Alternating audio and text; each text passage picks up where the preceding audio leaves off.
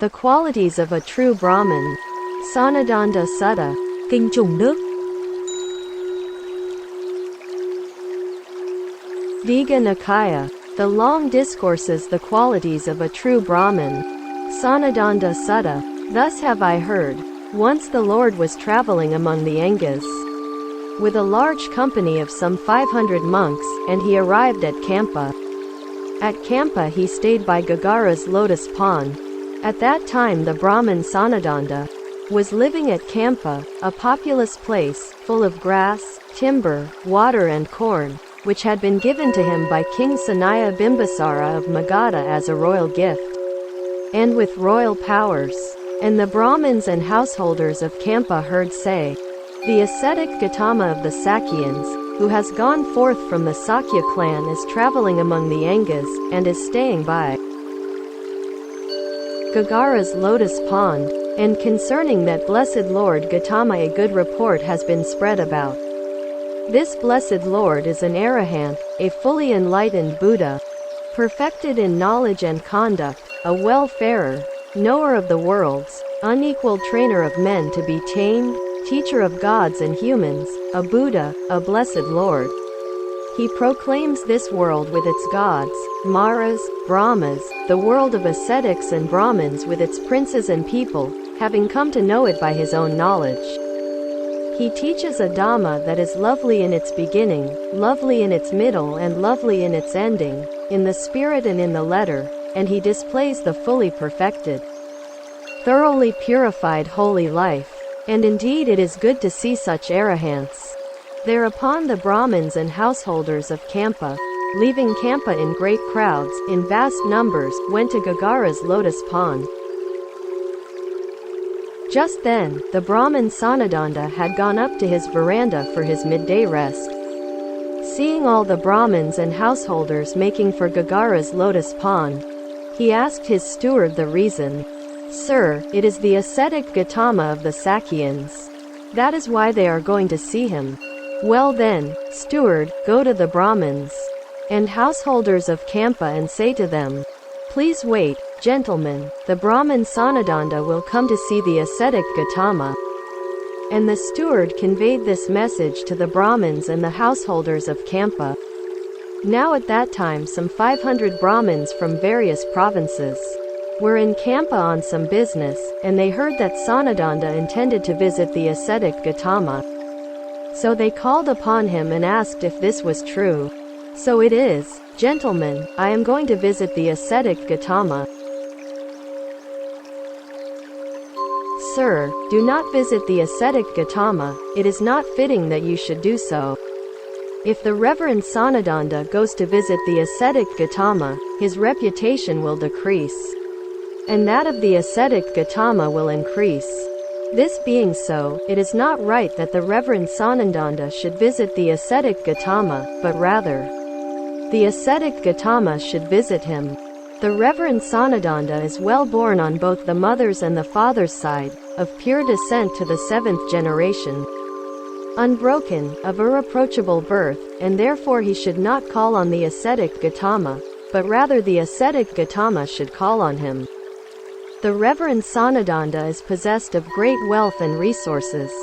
The Reverend Sonadanda is a scholar, versed in the mantras, accomplished in the 3 Vedas, a skilled expounder of the rules and rituals, the lore of sounds and meanings, and, fifthly, oral tradition, an expounder, fully versed in natural philosophy. And the marks of a great man. The Reverend Sonadanda is handsome, good-looking, pleasing, of the most beautiful complexion, in form and countenance like Brahma, of no mean appearance. He is virtuous, of increasing virtue, endowed with increasing virtue. He is well-spoken, of pleasing address, polite, of pure and clear enunciation, speaking to the point. He is the teacher's teacher of many, teaching the mantras to 300 youths. And many young men come from different districts and regions seeking to learn the mantras in his presence, desirous to learn them from him. He is aged, grown old, venerable, advanced in years, long past his youth, whereas the ascetic Gautama is youthful and newly gone forth as a wanderer. The Reverend Sonadanda is esteemed, made much of, honored, revered, worshipped by King Sanaya Bimbisara and by the Brahmin Pakarasati. He lives at Kampa, a populous place, full of grass, timber, water and corn, which has been given to him by King Sanaya Bimbisara of Magadha as a royal gift, and with royal powers. This being so, it is not proper that he should visit the ascetic Gautama, but rather the ascetic Gautama should visit him. At this Sonadanda replied, "Now listen, gentlemen, as to why it is fitting for us to visit the Reverend Gautama, and why it is not fitting for him to visit us. The ascetic Gautama is well born on both sides of pure descent to the 7th generation, unbroken, of a reproachable birth. As verse 5, therefore it is fitting for us to visit him. He went forth, leaving a great body of kinsmen. In fact he gave up much gold and wealth to go forth, both hidden away and openly displayed. The ascetic Gautama, while youthful, a black-haired youth, in the prime of his young days, in the first stage of life, went forth from the household life into homelessness, leaving his grieving parents weeping. With tear-stained faces, having cut off his hair and beard and put on yellow robes, he went forth into homelessness. He is handsome, virtuous, well-spoken, the teacher's teacher of many. He has abandoned sensuality and dispelled vanity. He teaches action and the results of action, honoring the blameless Brahmin way of life. He is a wanderer of high birth, of a leading Khattiya family. He is a wanderer from a wealthy family, of great wealth and possessions. People come to consult him from foreign kingdoms and foreign lands. Many thousands of devas have taken refuge with him. This good report has been spread about him. This blessed Lord is an arahant, a fully enlightened Buddha, perfected in knowledge and conduct, as verse 2. He bears the 32 marks of a great man. He is welcoming, kindly of speech, courteous, genial, clear and ready of speech. He is attended by 4 assemblies, revered, honored, esteemed and worshipped by them. Many devas and humans are devoted to him. Whenever he stays in any town or village, that place is not troubled by non-human beings. He has a crowd, a multitude of followers, is a teacher of many, he is consulted by the chief of the various leaders of sects. It is not the way with the ascetic Gautama's reputation, as it is with that of some ascetics and Brahmins, about whom this or that is reported. The ascetic Gautama's fame is based on his achievement of unsurpassed wisdom and conduct. Indeed, King Sanaya Bimbisara of Magadha has gone for refuge to him together with his son, his wife, his followers and his ministers. So have King Pasenadi of Kosala and the Brahmin Pakarasati. He is revered, honored, esteemed and worshipped by them. The ascetic Gautama has arrived in Kampa and is staying by Gagara's lotus pond. And whatever ascetics and Brahmins come to our territory are our guests. And we should revere, honor, esteem and worship guests. Having come to Gagara's lotus pond, the ascetic Gautama is such a guest, and should be treated as such. Therefore it is not proper that he should come to us, but rather we should go to him.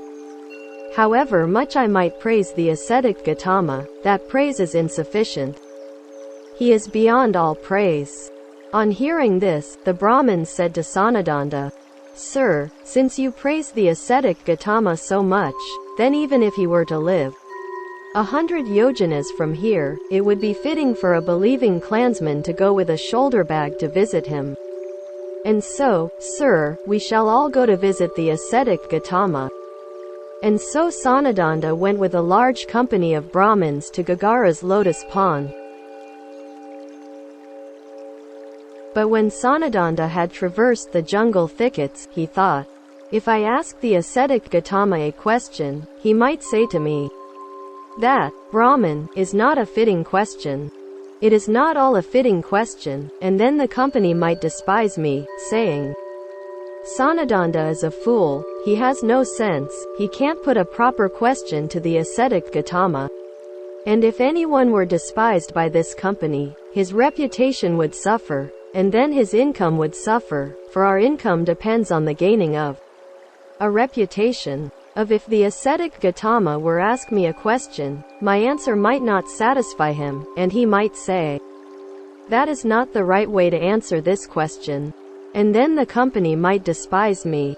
And if, having come into the presence of the ascetic Gautama, I were to turn away without showing myself, this company might despise me. Then Sonadanda approached the Lord, exchanged courtesies with him, and sat down to one side. Some of the Brahmins and householders made obeisance to the Lord, some exchanged courtesies with him, some saluted him with joined palms, some announced their names and clan, and some sat down to one side in silence. So Sonadanda took his seat with many thoughts going through his mind. If I ask the ascetic Gautama a question, he might say to me, that, Brahmin, is not a fitting question. If only the ascetic Gautama would ask me a question from my own field of the three Vedas, then I could give him an answer that would satisfy him. And the Lord, reading his mind, thought, this Sonadanda is worried. Suppose I were to ask him a question from his own field as a teacher of the three Vedas. So he said to Sonadanda, by how many qualities do Brahmins recognize a Brahmin? How would one declare truthfully and without falling into falsehood, I am a Brahmin? Then Sonadanda thought, now what I wanted, hoped for, desired and longed for has happened. Now I can give him an answer that will satisfy him. Straightening up, and looking around the assembly, he said, Reverend Gautama, there are 5 such qualities. What are they? A Brahmin is well born, on both the mother's and father's side, of pure descent to the 7th generation. He is a scholar versed in the mantras. He is handsome, pleasing. He is virtuous.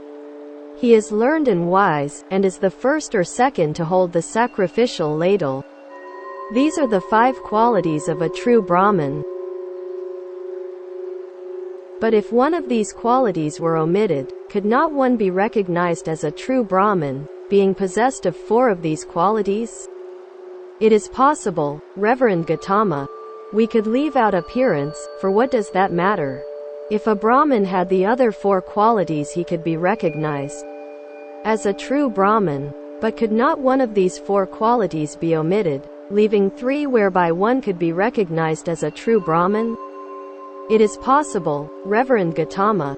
We could leave out the mantras, for what do they matter? If he had the other 3 qualities, he could be recognized as a true Brahmin. But could not one of these 3 qualities be omitted? It is possible, Reverend Gautama. We could leave out birth, for what does that matter?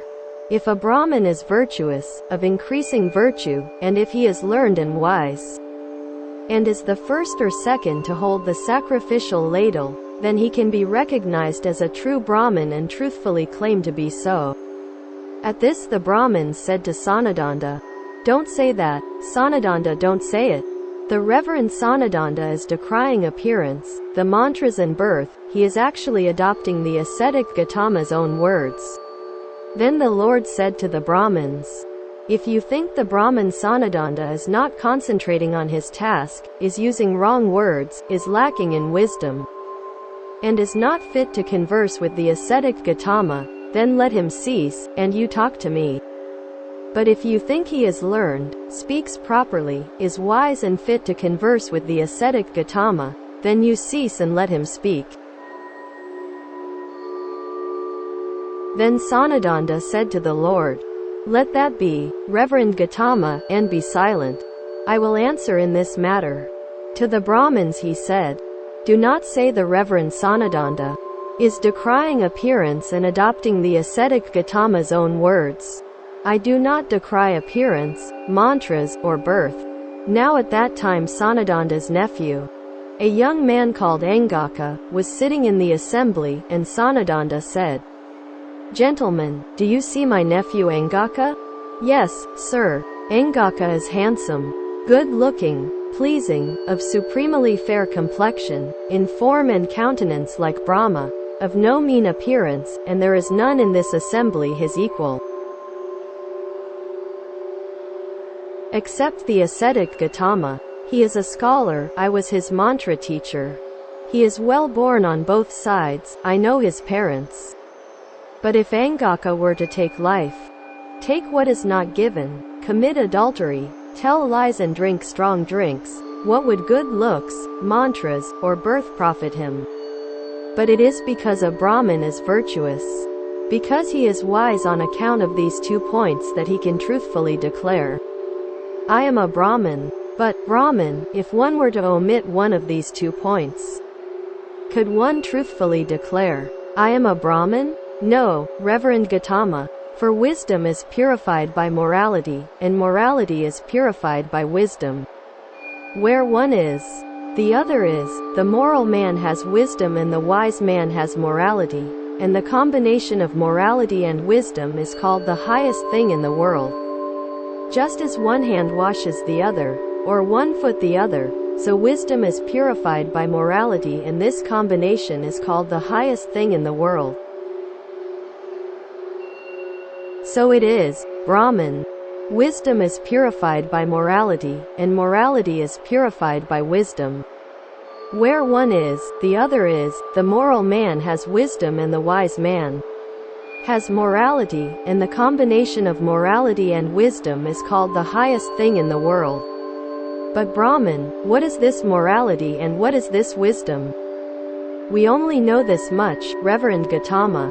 It would be well if the Reverend Gautama were to explain the meaning of this.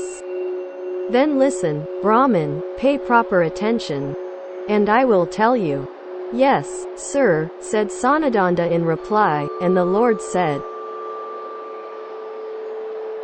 Brahman, a Tathagata arises in this world, an arahant, a fully enlightened Buddha, endowed with wisdom and conduct, well-farer, knower of the worlds, incomparable trainer of men to be tamed, teacher of gods and humans, enlightened and blessed. He, having realized it by his own super-knowledge, proclaims this world with its devas, maras and brahmas, its princes and people. He preaches the Dhamma which is lovely in its beginning, lovely in its middle, lovely in its ending, in the spirit and in the letter, and displays the fully perfected and purified holy life. A disciple goes forth and practices the moralities. Digha Nikaya 2 verses 41-63. He guards the sense doors, etc. Digha Nikaya 2 verses 64-74. That, Brahman, is morality. 1. He attains the 4 jhanas. Digha Nikaya 2 verses 75-82. He attains various insights. Digha Nikaya 2 verses 83-95, and the cessation of the corruptions. Digha Nikaya 2 verses 97. Thus he develops wisdom. That, Brahman, is wisdom. At these words, Sonadanda said, Excellent, Lord, excellent. It is as if someone were to set up what had been knocked down, or to point out the way to one who had got lost, or to bring an oil lamp into a dark place, so that those with eyes could see what was there. Just so the Blessed Lord has expounded the Dhamma in various ways. And I go for refuge to the Blessed Lord Gautama, to the Dhamma and to the Sangha. May the Reverend Gautama accept me from this day forth as a lay follower, as long as life shall last. And may the Reverend Gautama and his order of monks accept a meal from me tomorrow. The Lord assented by silence. Then Sonadanda, seeing his assent, rose, saluted the Lord, passed by to his right and departed. As day was breaking, he caused hard and soft food to be prepared in his own home, and when it was ready he announced, Reverend Gautama, it is time, the meal is ready. And the Lord, having risen early, went with robe and bowl and attended by his monks to Sonadanda's residence and sat down on the prepared seat. And Sonadanda served the Buddha and his monks with the finest foods with his own hands until they were satisfied. And when the Lord had eaten, and taken his hand away from the bowl, Sonadanda took a low stool and sat down to one side. Then he said to the Lord, Reverend Gautama, if when I have gone into the assembly I were to rise and salute the Lord, the company would despise me. In that case my reputation would suffer. And if a man's reputation suffers, his income suffers. So if, on entering the assembly, I should join my palms in greeting, may the Reverend Gautama take it as if I had risen from my seat. And if on entering the assembly I should take off my turban, may you take it as if I had bowed at your feet. Of if, when riding in my carriage, I were to alight to salute the Lord, the company would despise me. So if, when I am riding in my carriage, I raise my goad, may you take it as if I had alighted from my carriage, and if I lower my hand, may you take it as if I had bowed my head at your feet. Then the Lord, having instructed Sonadanda with a talk on Dhamma, inspired him, fired him with enthusiasm and delighted him, rose from his seat and departed. Footnotes 1. The jhanas are here put, not under morality, sila, but under wisdom, panya. But their proper place is under concentration, samadhi, which is not specifically mentioned. Not objects for self-hypnosis. The jhanas differ from hypnotic trance in that one has full control and is not suggestible. 2. As Rode remarks, Sonadanda is represented as being a convert only to a limited extent. Accordingly, there is no mention in his case of the arising of the pure and spotless Dhamma, as in the case of Pakarasati and others. Sonadanda remained a Puthujana, an ordinary person, who, not having broken through the first three fetters, personality view, doubt, attachment to rites and rituals, has not yet entered the stream, and so started on the higher, supra-mundane, path.